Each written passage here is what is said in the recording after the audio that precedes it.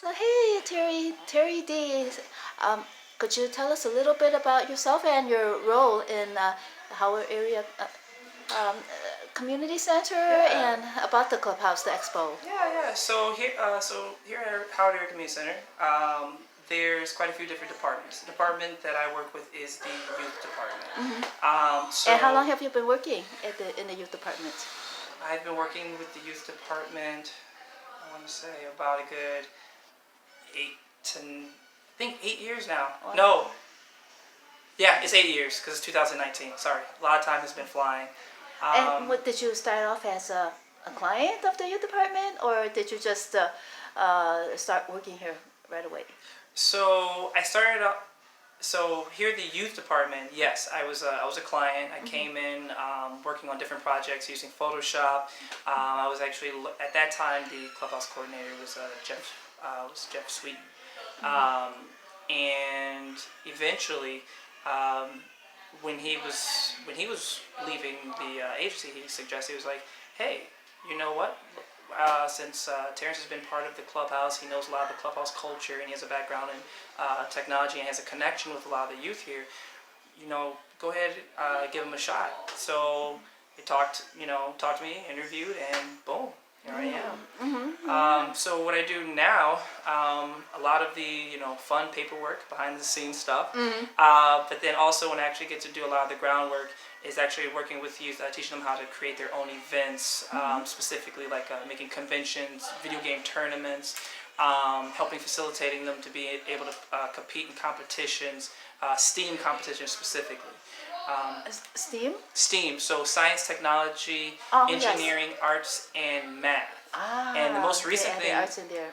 yeah. So the most recent competition that we've entered was the Facebook EFTW competition. What does that mean, EFTW? It is Engineer for the Week, and in that competition, I was actually helping more so from the facilitator and chaperone side, and Brandon David. He actually led the team in teaching them about the usage of Scratch. It's a free 2D game design program. Is a Scratch also an acronym for something? No, Scratch is not an acronym. It's actually it's just titled as Scratch, and they have this cute orange cat that goes meow in the game. They basically developed and coded games that was focused on environmental issues.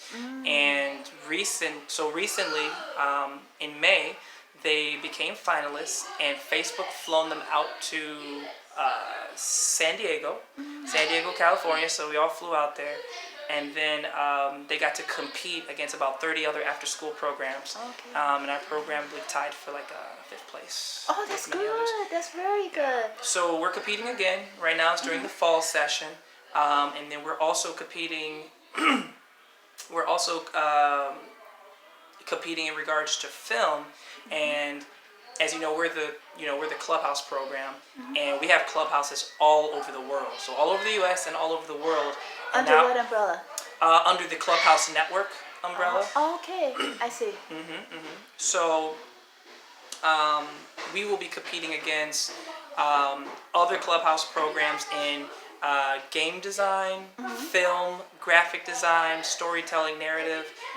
There's many different competitions categories, and right now we've been filling at least a good 50 to 70% of them right now, and our goal is to have an entry for all those categories and hopefully win our first ever Reach Festival. So that's what we're working on. How many clubhouses do you know throughout? Did you say not only throughout the U.S. that there are throughout the world?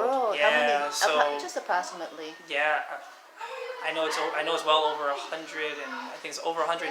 Okay. And the thing is, I can't remember them all because they're still building and making new clubhouses. Like Wisconsin just got its first clubhouse. You mean Wisconsin, the state? Yeah, the state Wisconsin just got itself a new clubhouse. Michigan just started up, I think, one or two more clubhouses, and it's just growing. Minnesota, they've been growing more clubhouses, and so. How do you find the youth? Do you go out in the neighborhoods to recruit them, or do parents bring them in? Yeah, it's a little bit of a mixture of both. Going out to schools and competing. going out to schools and recruiting. And then a lot of the youth, when they come here and they see the space, a lot of it is word through mouth, through word of mouth, and expos like this. They invite their friends, and their friends are like, "How do we get involved?"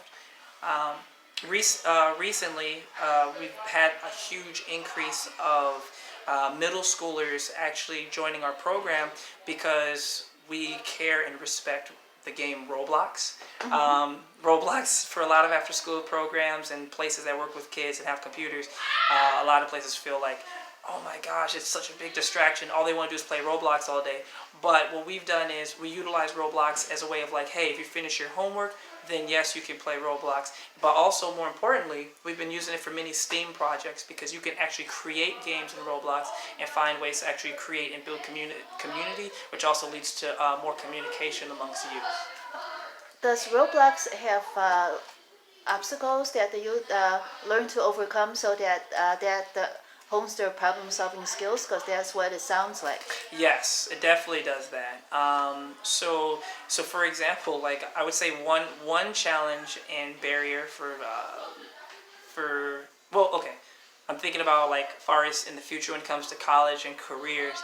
A barrier is like sometimes getting kids interested in coding and knowing how to moderate their time from just the playing aspect. So in Roblox, you need to if you want your level to do something different from everybody else's, you have to understand like the basic different coding languages to be able to make the different levels in Roblox. And so that also that way, so certain things in the game can have different functions. What is the? Do you see when the switch turns on when the youth become interested in coding, separate from just playing video games? The second I see the switch turns on from them wanting to do more coding than actual playing the video games is one, when they see someone actually playing their game and enjoying it. Two, someone playing their game and not enjoying it, and them feeling like, oh, like what did I do wrong? Because there probably was some type of bug and they have to go back in there and fix it. Oh, so do you have the youth actually go in there and they fix the bug and then they enjoy the game more? Yes, they do. Yeah. So yeah, once they fix the bug, they enjoy the game more, and then they just love the fact of seeing people like try out their games. We're currently working on a Roblox Studio Day, where we'll be inviting the neighborhood and a lot of the local youth of Rogers Park to come in and try the games that we've built and created. How many games have you built and created? How have you built and created, would you say? So far, we have about a good 10 to 12 solid games made. A lot of them are Capture the Flag. What does that mean? So Capture the Flag, pretty much it's an objective-based game where you have two bases. You may have a red base and a blue base, and you have to cross a field, and there's two teams trying to defend their flag. So that's what opens the door towards esports. And for those who don't know what esports is, just think of email, electronic mail. Esports is electronic sports. It's pretty much a body of individuals that come together and compete in games to win prize money and also scholarships. Nice. These games that the youth build, are there any of them possibilities for a business? Could they sell the game? Have they ever been approached for a license for the game if the game is good? Well, so they haven't been approached for licenses in that regard, but there's definitely a lot of opportunities for them to actually get money for the things that they make. So, like, actually, for example, one of our youth made a game that was based off of individuals coming into the game and buying new clothes, new accessories, new like weapons, like swords and stuff like that, from a shopping district. And a lot of the money and I'm talking about like real money. Not the play you money. can use real money or the play money in Roblox because it's all converted. Okay, so like for example, like $1 may convert into. I'm trying to remember the conversion on the top of my head. It's like going dollars to euros. I'm gonna skip that real quick.